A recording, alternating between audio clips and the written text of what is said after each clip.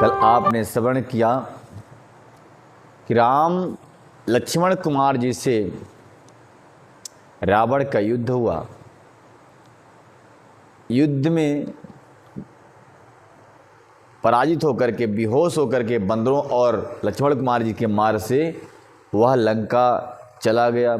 लंका में जाकर जब सारथी उसको लंका ले गया बेहोश अवस्था में, जब मूर्छा जगी तब उसने यज्ञ करना शुरू कर दिया। इधर विभीषण जी को ये बात पता चल गई। विभीषण जी ने राम से कहा, राम जी इस यज्ञ को रोकिए, नहीं तो अगर यज्ञ संपन्न हो गया रावण का तो फिर उसको जीतना बड़ा कठिन हो जाएगा। तब तो हनुमान राम जी ने अपने बानर सेना को आज्ञा दिया। पठायो नाथ वेग बट बंदर करहीं, विध्वंस आबुद सिकंदर, प्रात होति प्रभु सुबट पठाए, हनुमानादि अंगद सबुधाए। प्रातः होते हुए राम ने अपने सैनिकों को भेज दिया। उसमें अंगद और हनुमान मुख्य वीर थे। वहाँ पहुँच कर के बंदर भालू सब दस्कंधर के घर में उत्पात मचाने लगे। दस्कंधर के घर में इस प्रकार से प्रवेश कर गए मानो जैसे इन्हीं का घर हो। अब कोई रोक टोक नहीं है, कोई भय नहीं, क्योंकि एक ही योद्धा बचा है वहाँ। कौन? रावण। वो भी हारा हुआ योद्धा। कौतुक कूद चढ़े कपिलंका, बहुत कौतूहल के साथ बंदर जो है तो लंका पे चढ़ गए और निर्भय रावण के महल में जा घुसे। ज्यों ही उसको यज्ञ करते देखा त्यों ही बानर लोग बड़े क्रोधित हुए। कहा, अरे दुष्ट, युद्ध भूमि से भाग कर यहाँ छुप करके यज्ञ कर रहा है। कैसे यज्ञ कर रहा है? उन्होंने कहा, अरे निर्लज्ज, रणभूमि से भाग कर आया और यहाँ आकर बगुले का सा ध्यान लगा रहा है। बगुला मतलब जो मछली पकड़ने वाला है, सरोवर के तट पे, नदी के तट पर बैठा रहता है मछली की चेष्टा में, उसे बगुला कहते हैं। बोले, बगुला की तरह ध्यान लगा रहा तू? अरे दुष्ट, ऐसा कहकर अंगद ने उसको एक लात मारी। वही लात मार दिया जो लाया तो उसके सभा में जमाया गया था एक बार। देखने लगा रावण, अरे बाप, प्रहार, ये तो वज्र के समान उसका लात लगा छाती पर। बेचारा सोचा कि राम राम भला बच गया, नहीं इस पैर से बचने वाला तो नहीं था, यानी क्या होगा। पर उसने इसकी ओर देखा भी नहीं। उस दुष्ट का मन स्वार्थ से अनुरक्त हो रहा था। किसका? रावण का मन। लात मार दिया अंगद ने, फिर भी उसकी तरफ देखा नहीं। फिर क्या, निर्लज्ज हो गया था एकदम से। होता है ऐसे, कभी कोई लोग होते हैं दुनिया में, आप देखे होंगे ना।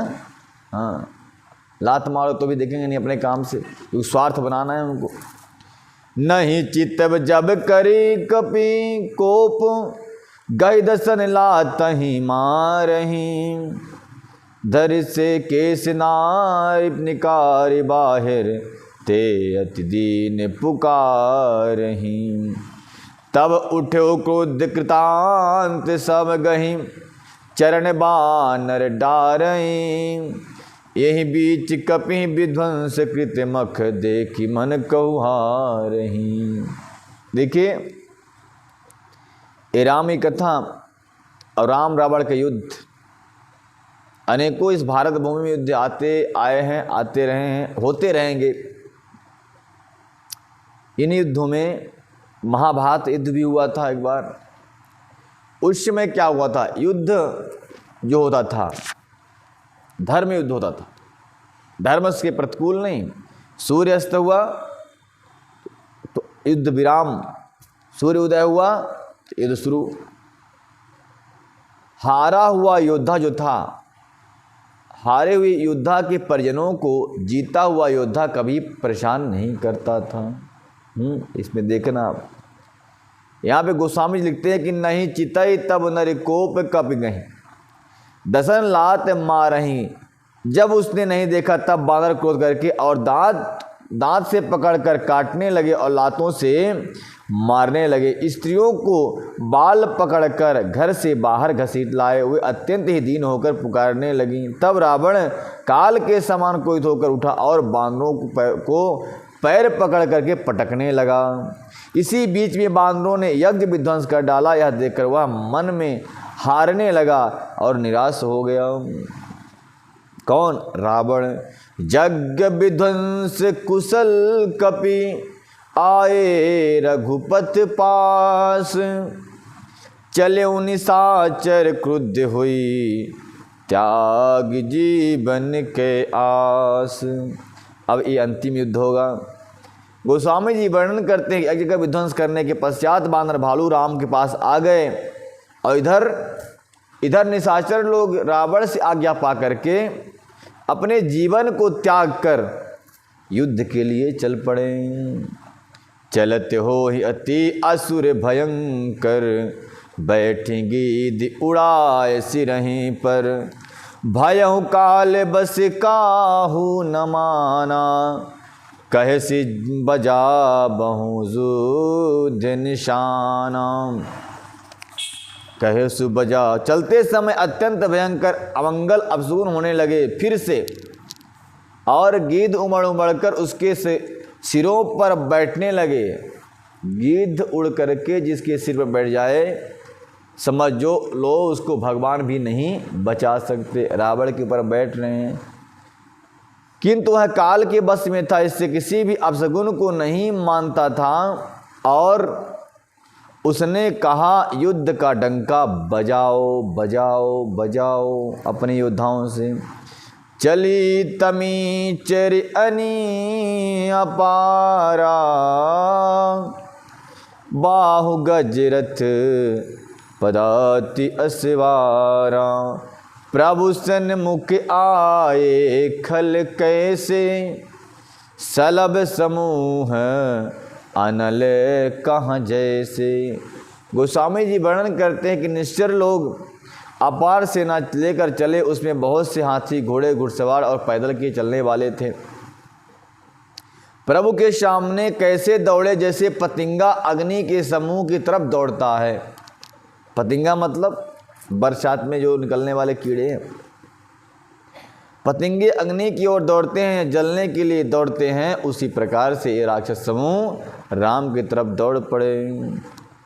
यहाँ देवताएं स्तुति करहीं, कीनी दारुण विपत्ति हमें यहीं दीनी, अब जन राम खिलाबहु एहीं, अतिशय दुखित हो इति वैदेहीं। इधर देवताओं ने स्तुति की और कहा, श्री राम जी इसने हमको दारुण दुख दिया है, अब आप इसको अधिक न खिलाइए, अतः इसके साथ और अब खेल न करें, इसको समाप्त कर दीजिए, क्योंकि इसने जानकी जी को भी दुख दिया है। जानकी जी बहुत दुखी हो रही लंका में, इसको समाप्त करिए और माता जगदम्बा को लेकर आइए। देव बचन सुनि प्रभु मुस्काना, उठि रघुबीर सुधारे बाना, जटा जूट दृढ़ बांधे माथा, सोहै सुमन बीच बीच माता। कहते हैं देवताओं से इस प्रकार की वाणी सुन करके भगवान राम ने अपने बाण को सीधा किया, धनुष को चढ़ा लिया और अपने जटाओं को सर पर टाइट करके बांध लिया, कस करके बांध लिया।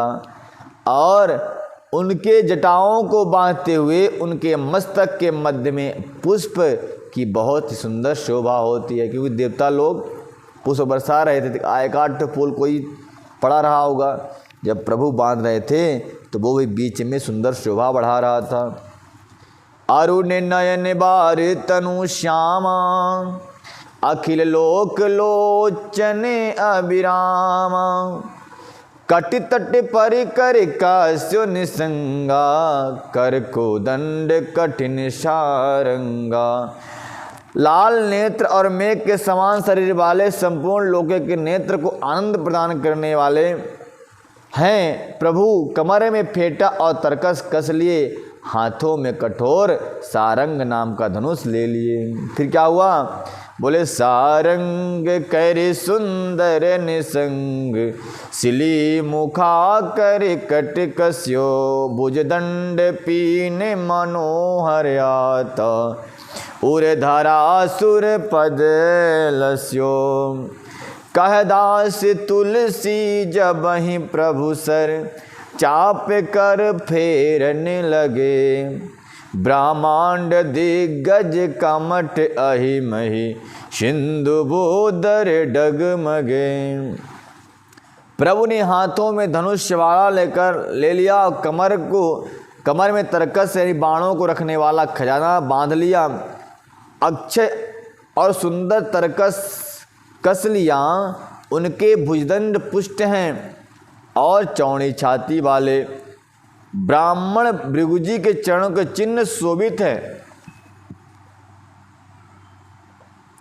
तुलसीदास जी कहते हैं कि ज्यों ही प्रभु ने हाथों में बाण और धनुष उठाया त्यों ही दिग्गज चिंघाड़ने लगे, हाथी चिंघाड़ने लगी और ब्रह्मांड की दिशाओं के हाथी कच्छप शेषजी समुद्र पृथ्वी और पर्वत सभी डगमगाने लगे। न जाने कौन सा भयंकर प्रचंड युद्ध होने वाला है। इस युद्ध में जाने कितने ब्रह्मास्त्र छोड़े जाएंगे। जैसे इजराइल और हमास का युद्ध चल रहा है ना, युद्ध से विनाश होता है ना, तो पृथ्वी को भी क्षति पहुंचती है, वायुमंडल को भी क्षति पहुंचती है, पर्यावरण भी दूषित होता है, उससे भयंकर युद्ध होता है यहाँ। इसलिए प्रकृति थर्रा रही, काँप रही कि न जाने क्या क्या हो जाए, न जाने कौन से अस्त्रों का प्रयोग होगा जिसमें अनेक निर्दोष प्राणी मारे जाएंगे। गोस्वामी जी बहुत सुंदर वर्णन करते हैं कि शोभा देखी हरस सुरी बरसहीं सुमन अपार। जय जय जय करुणा निधि छवि बल गुण आगार। कहते हैं गोस्वामी जी कि भगवान की शोभा देखकर देवता हर्षित होकर फूलों की अपार वर्षा करने लगे और शोभा शक्ति और गुणों के धाम करुणा प्रभु की जय हो जय हो जय हो इस प्रकार से कहने लगे। देवता लोग बड़े स्वार्थी, जान रहे कि अगर भगवान का जय जयकार नहीं करोगे तो मेरे पक्ष से युद्ध नहीं करेंगे, मेरे पक्ष से युद्ध नहीं करेंगे तो ये जो रावण है पुनः बंदी बना लेगा। यही बीच निश्चर अनि कसम साथ आई अति घनी। देख चले सन्मुख कपि भट्टा प्रलय काल के जनु घन घट्टा। इसी बीच में निश्चर समूह राम जी के सामने आ गए हैं। आपस में लटकती हुई आई, उसे देखकर वानर योद्धा और इस प्रकार उससे सामने चले जैसे प्रलय काल के बादलों के समूह चल रहे हों युद्ध करने के लिए। बहु कृपान पतर बारिक चमक जनु जन दिशि दामिनी दम कहीं। गजर तुरग निकाकर कठोर गरजहि मनु कलहार घोर। कहते हैं इसी बीच में बहुत से कृपाण और तलवार चमकने लगी। सब ने अपने अपने म्यान से तलवार निकाल ली, सब ने अस्त्रों को निकाला और मानो दसों दिशाओं में बिजलियां चमक रही हों। इस प्रकार से पुड़ा हुआ संग्राम भूमि तलवारों के चमक से भर गया। हाथी रथ घोड़ों कठोर चिंगाड़, ऐसा लगता है मानो बादल भयंकर गर्जना कर रहे हों और तलवार की चमक ऐसी लगती है मानो कोई बिजली चमक रही हो।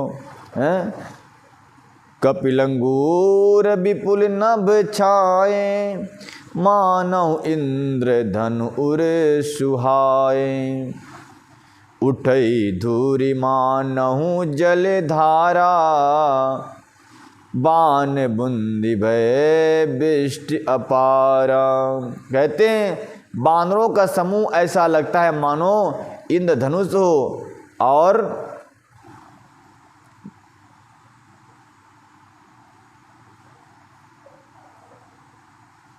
धूल ऐसे उठ रही है मानो जल की धारा हो। उनके पैरों के छलांग से जब लगाते होंगे ना तो धम्मती से बहुत सारी धूल एक साथ ऊपर जाती होगी फिर नीचे गिरती होगी, तो ऐसा लगता है मानो धूल की वर्षा हो रही जल के समान। फिर दूं दिशि पर्वत करहीं प्रहारा वज्रपात जनु बारहीं बारा। रघुपति कोपि बाण झरिलाई घायल भय निश्चर समुदायी। दोनों ओर से योद्धा पर्वतों का प्रहार करते हैं मानो बारंबार वज्रपात हो रहा है, दोनों तरफ से, इधर से भी उधर से भी। पर्वत पत्थर जो भी मिलता है वही सब इनका अस्त्र शस्त्र बना करके प्रहार कर देते हैं। श्री रघुनाथ जी को क्रोध करके बाणों की झड़ी लगा दी, जिससे राक्षस की सेना घायल होने लगी। प्रभु ने ज़्यादा देर तक विलंब करने वाले नहीं हैं, क्योंकि आज समाप्त करना है रावण को। तलागत बाण वीर चिक्करहीं, घुर्मि जहाँ तहाँ महीं परहीं। स्रबहि शैल जनु निर्जर भारी, शोणित सरी साकादर भयकारी। शोणित सरी का दर भयकारी। बाणों के लगते ही वह सारे के सारे वानर वीर चिक्कार करने लगते हैं, गिर पड़ते हैं और पृथ्वी पर गिर पड़ते हैं। उनके शरीर से खून बहने लगता है, मानो पर्वत भारी झरने, पर्वत से भारी झरने ही झर रहे हों, चल रहे हों। और इस प्रकार से डरपोकों को भय उत्पन्न करने वाली रुद्र की नदी बह चली, जिसको देखकर बड़े बड़े कायर लोग छुप जाते हैं कंदराओं में। और इस रुद्र की नदी को देख करके वीरों के खून खौलने लग जाते हैं, उनके भी बाजू में खुजली होने लग जाती है कि मैं भी युद्ध करूं। पहले के जैसे होते थे युद्ध ना, रक्त को देखकर युद्ध करने की इच्छा होती थी उनको। और डरपोक रक्त को देखकर, अरे महाराज झगड़ा हो रहा उधर, काहे जाना, चलो इधर चलते। कौन है वो? डरपोक लोग। कादर भयंकर रुदित सरिता चली परम अपावनी। दो कूल दल रेत चक्र अरबत कहती भयावही। जल जंतु गज पद चर तुर खर विविध गाहन को गने। सर शक्ति तो मर सर्प चाप तरंग चर्म कपट घने। गोस्वामी जी कहते हैं कि कादर भयंकर रुधिर, कादर मतलब कायर, कहते डरपोकों को भय उपजाने वाली अत्यंत अपवित्र रक्त की नदी बह चली। दोनों दल उसके दोनों किनारे हैं, एक इधर का किनारा दूसरा इधर किनारा, और वो रथ रेत है और पहिया भंवर हैं। वह नदी बहुत भयावनी बह रही है। हाथी, पैदल, घोड़े, गधे, अनेकों सवारियां ही उस, जिनकी गिनती कौन करे, नदी के जल जंतु हैं।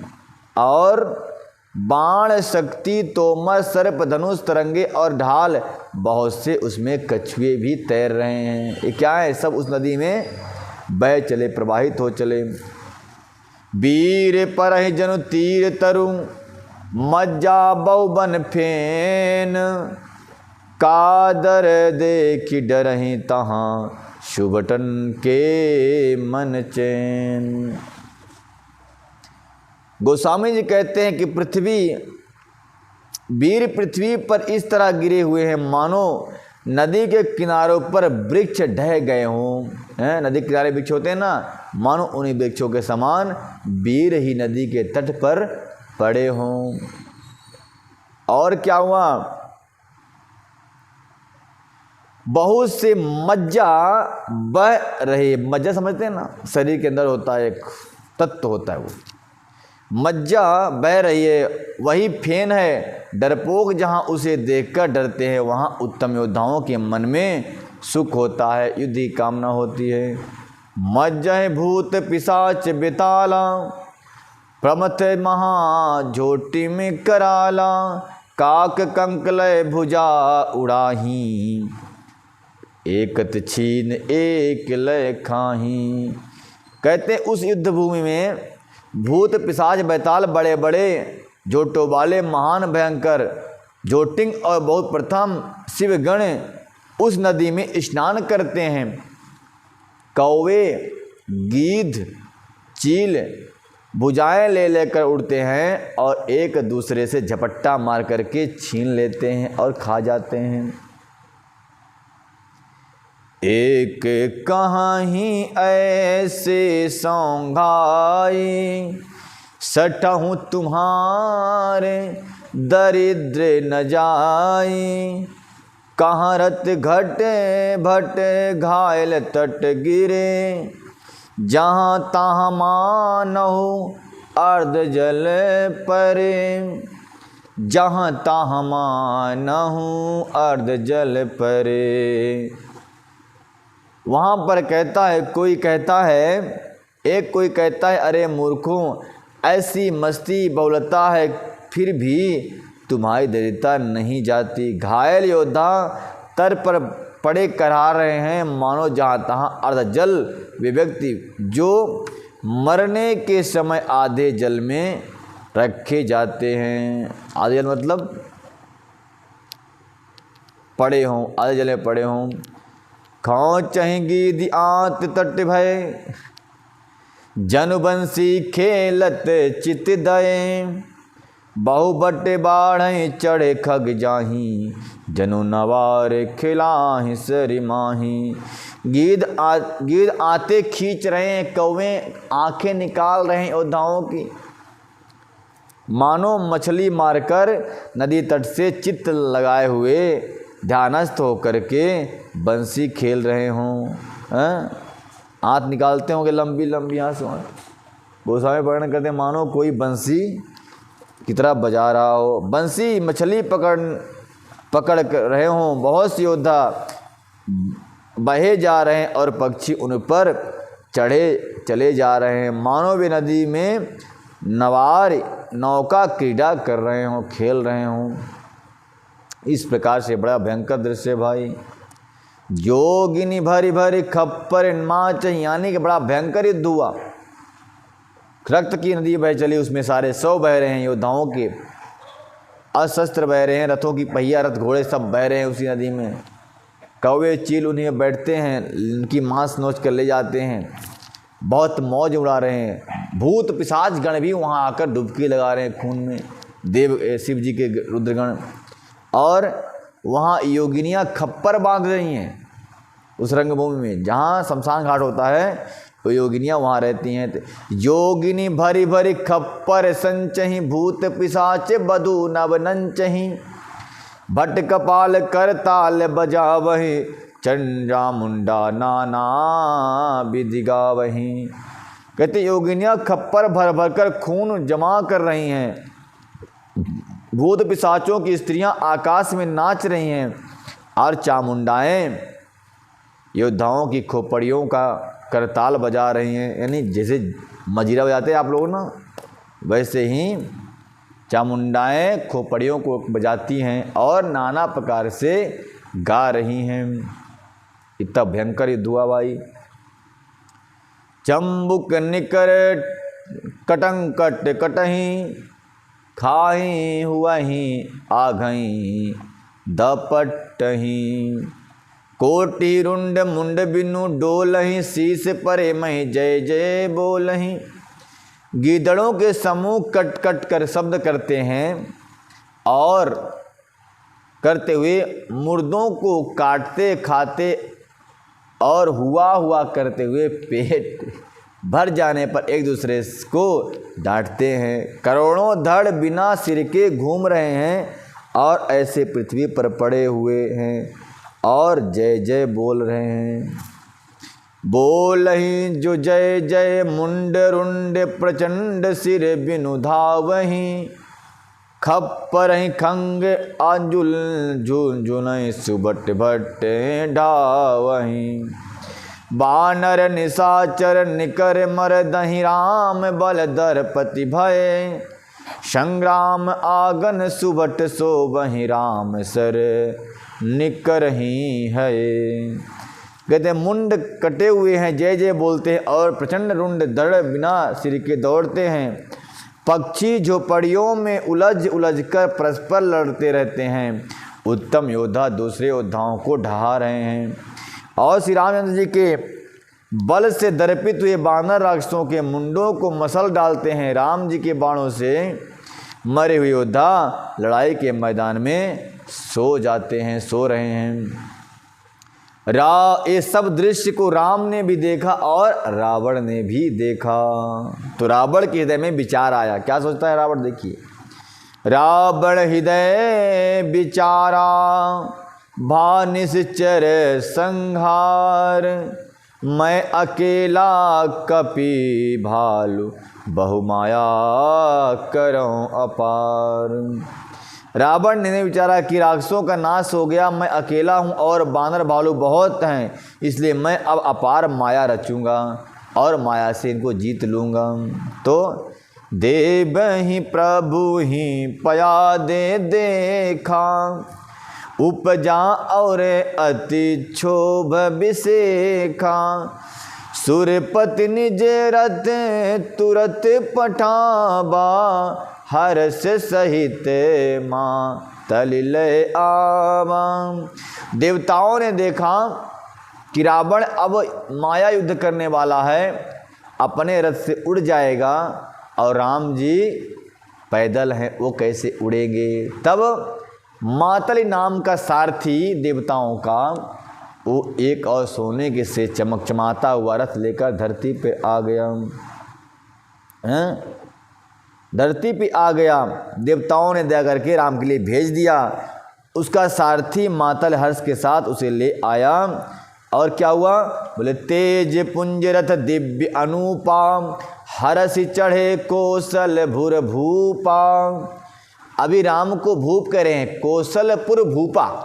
भूप मतलब राजा, राजा तो है नहीं अभी, ये तो बनवासी हैं, परंतु अब इसको जीत लेंगे, इसलिए उससे पहले ही राजा का उपाधि मिल गई उनको। चंचल तुरग मनोहर चारी, अजर अमर मन सम गतिकारी।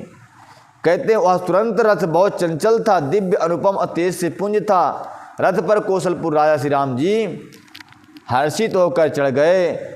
उसमें 4 चंचल मनोहर अजर अमर मन की गति के चलने वाले, शीघ्र चलने वाले घोड़े जुटे हुए थे। अजर अमर, चंचल मनमोहर अजर अमर, 4 घोड़े थे जिनका नाम था, एक का नाम था चंचल, दूसरे का नाम था मनोहर, तीसरे का नाम था अजर और चौथे का नाम था अमर। कभी कोई पूछे आपसे ना कि राम जी का जब अंतिम युद्ध हो रहा था तो उनके रथ में जो घोड़ा लगे थे क्या नाम था, तो बता देना, मनोहर, चंचल, अजर और अमर। ठीक है। मन गति के समान चलने वाले एक घोड़े थे। रथ आरूढ़ रघुनाथ ही देखी, धाये कपि बलु पाए विसेखी, सही न जाई कपि कै मारी, तब रावण माया विस्तारी। गोस्वामी जी कहते हैं कि रघुनाथ जी जब रथ पर चढ़ गए तो बानर भालों में हर्ष आ गया और हर्ष के प्रभाव से वो रावण को दौड़कर पिटाई करने लगे। रावण को इतना मारे ये बानर भालू कि उसको असह्य पीड़ा हुई। असह्य पीड़ा के प्रभाव से वह माया फैलाना शुरू कर दिया। सो माया रघुबरहि बाँची, लक्ष्मण कपिहि सो मानी साची, देख कपिहि निशाचर आनी, अनुज सहित बहु कौशल धनी। एक रघुवीर के ही वह माया नहीं लगी, एक रघुवीर के ही वह माया नहीं लगी। सब बानरों ने, उस लक्ष्मण जी ने भी उस माया को सच मान लिया। बानरों ने राक्षसी सेना में भाई लक्ष्मण सहित बहुत से रामों को देखा। रावण ने मायावी माया ऐसे रची कि उस युद्ध भूमि में बहुत सारे राम दिखाई पड़ने लगे। नाम है रावण, हाँ, कौशल देन, बहुत सारे राम दिखाई पड़ने लगे। वो माया राम को प्रभावित नहीं की, लेकिन समस्त बानर भालुओं को और लक्ष्मण कुमार को प्रभावित कर दी। बहु राम लक्ष्मण देखि मरकट, भालु मन अति डर परे, जनु चित्र लिखित समेत, लक्ष्मण जहाँ सो तहाँ चित्तवत खरे, निज सेन चकित बिलो की हंस चाप सज कौशल घनी, माया हरि हरे मनुष्य बहुवर से सकल मरकट अनी। बहुत से राम लक्ष्मण देखकर बानर भालू मन में मिथ्या डर से बहुत ही डर गए। लक्ष्मण जी सहित वे मानो चित्त लिखे जहाँ तहाँ खड़े रह गए। अपनी सेना को आश्चर्यचकित देख करके कौशलपति भगवान हरि दुखों के हरने वाले श्री राम जी ने हंसकर धनुष बाण चढ़ा करके पल भर में उस माया को समाप्त कर दिया और बानरों की सेना को हर्षित कर दिया। बहुरी राम सब तन चितहि, बोले बचन क्षमा गवार गंभीर। द्वंद्व युद्ध देखहु सकल, श्रमिते भये अति वीर। फिर श्री रामचंद्र जी की ओर देखकर सब गंभीर वचन बोले, हे वीरों। रामचंद्र जी सबकी ओर देख करके गंभीर वचन से बोले, कहा, हे वीरों, तुम सब बहुत ही थक गए हो, इसलिए अब मेरा और रावण का द्वंद्व युद्ध देखो, मैं कैसे युद्ध करता हूँ। अस कही रति रघुनाथ चलावा, विप्र चरण पंकज सिरुनावा। तब लंकेश क्रोध उर छावा, गरजत तरजत सन्मुख आवा। गोस्वामी जी वर्णन करते हैं, ऐसा कहकर हनुमान जी ने ब्राह्मणों के चरण कमलों में सिर नवाया और फिर रथ पर चढ़ गए, रथ को चला दिया। तब रावण ने बहुत क्रोध करके राम के सम्मुख गरजता हुआ, ललकारता हुआ सामने आ गया। जीत्यों जे भट संयुते माही, सुनु तापस मैं तिन सम नाही। रावण नाम जगत जस जाना, लोक कप जाके बंदी बखाना। रावण कहता है, तपस्वी सुन राम को, हे तपस्वी सुन ले, तुमने युद्ध में जिन योद्धाओं को जीता है, मैं उनके समान नहीं हूँ।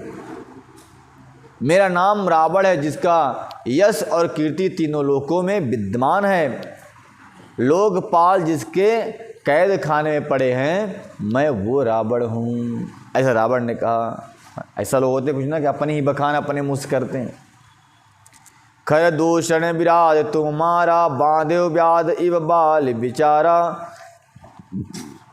निश्चर निकर सुभट संघार्यो, कुंभकर्ण घन नादहि मार्यो।